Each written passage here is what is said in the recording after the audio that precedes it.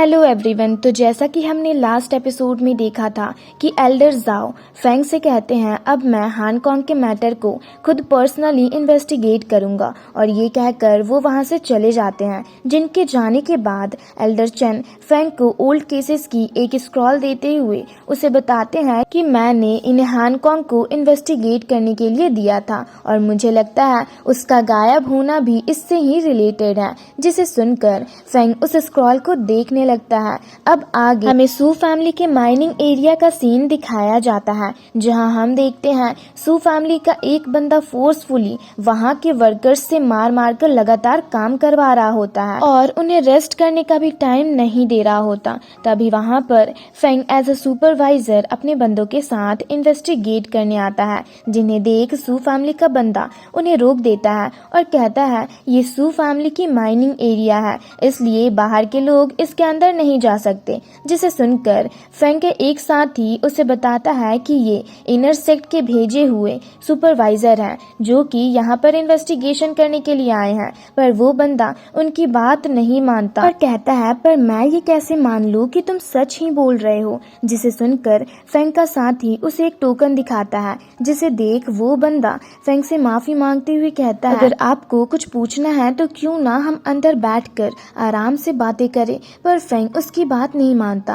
और कहता है पर मुझे यहाँ के वर्कर से पूछताछ करनी है, तुमसे नहीं। जिस पर उसका साथी उस बंदे से कहता है तुम हमारे पूछताछ के बीच मत आओ। जिस पर वो बंदा उसे कहता है पर मैं बिना मिस्टर शू के ऑर्डर के यहाँ से नहीं जाऊंगा। जिसे सुनकर फेंग के साथी उसे खींचते हुए वहां से लेकर जाने लगते हैं। जिसके बाद फेंग एल्डर चेन के दिए हुए स्क्रॉल को दिखाते हुए सबसे कहता है कि इसे लास्ट टाइम यहाँ पर लाओ शेन छोड़ कर गया था, तो क्या तुम में से कोई उसे जानता है। जिसे सुनकर एक वर्कर चौंक कर कहता है लाओ शेन। ये देख फेंग उसकी ओर जाने लगता है तो वो डर कर अपना सर नीचे कर लेता है और कहता है कि मुझे उसके बारे में कुछ भी नहीं पता। जिसे सुनकर फेंग उसे शेनयान बिंग की हेयर पिन दिखाते हुए कहता है कि ये मुझे शेनयान बिंग ने दिया है और उसने ही मुझे यहाँ पर लाओ शेन के केस की इन्वेस्टिगेशन करने के लिए भेजा है। जिसे देख वो वर्कर समझ जाता है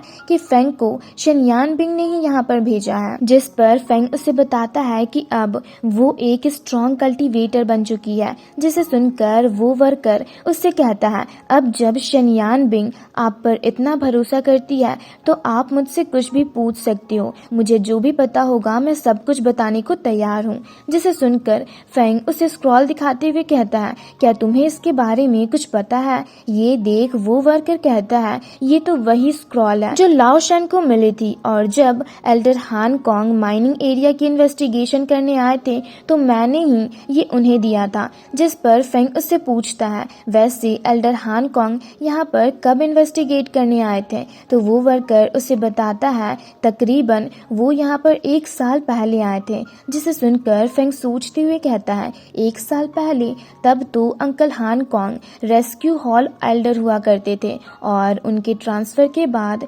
शनशु ने उनके पोजीशन को टेक ओवर कर लिया था और हंटिंग को ऑर्गेनाइज किया था। और ये सब सोचने के बाद वो उस वर्कर से पूछता है कि आखिर यहाँ पर एल्डर हांगकांग किस चीज की इन्वेस्टिगेशन के लिए आए थे। जिस पर वो वर्कर उसे बताता है कि वो यहाँ पर लाओ शेन के केस से रिलेटेड इन्वेस्टिगेशन करने आए थे। जिसे सुनकर फेंग अपने एक साथी को सब कुछ राइट डाउन करने के लिए कहता है और उस वर्कर से पूछता है तो बताओ आज से 10 साल पहले लाओ शेन को यहाँ पर क्या मिला था। जिसे सुनकर वो वर्कर उसे बताता है कि शू फैमिली चोरी से माइनिंग से कलेक्ट हुए स्पिरिट स्टोन ओर को बेचती थी, जिसके बारे में लाओ शेन को पता चला तो वो एल्डर्स को रिपोर्ट करने की सोचा। इसी कारण उससे और उसकी वाइफ को शू फैमिली उठा कर ले गई, जिसके बाद शेनयान बिंग अकेले हो गई। पर उस वक्त मैं उसकी देखभाल करना चाहता था, लेकिन वो अपने पेरेंट्स का बदला लेने के कारण यहाँ से चली गई। जिसे सुनकर फेंग को शू जाओ डोंग पर काफी ज्यादा गुस्सा आता है और वो उस वर्कर से कहता है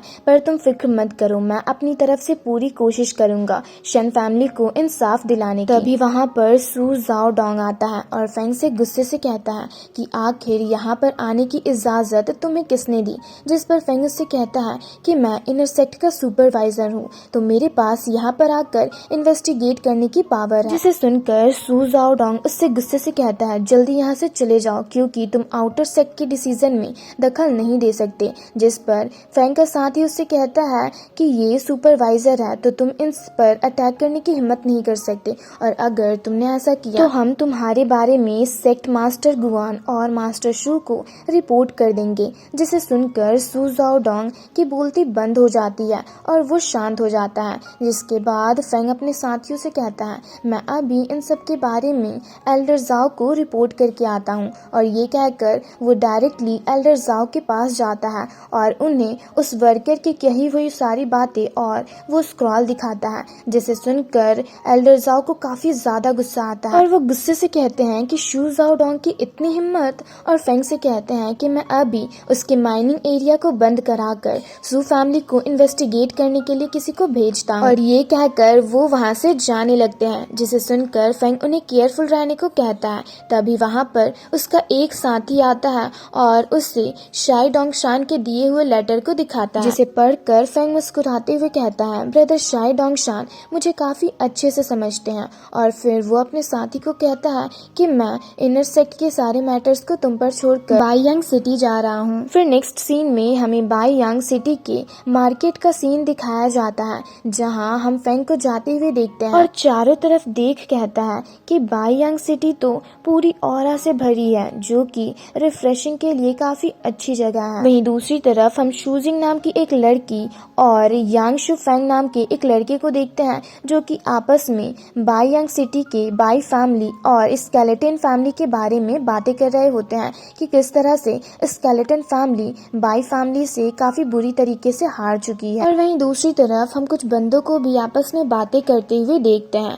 तभी उनमें से एक बंदा फैंग को अपनी ओर आता देख उसे बाईयांग सिटी के ट्रेजर हंटिंग के बारे में बताता है। जिसे सुनकर फैंग चौंक कर कहता है ट्रेजर हंटिंग और इसी के साथ ये एपिसोड यहीं पर खत्म होता है। तो अगर आप लोगों को ये वीडियो अच्छी लगी तो वीडियो को लाइक और चैनल को सब्सक्राइब कर दें।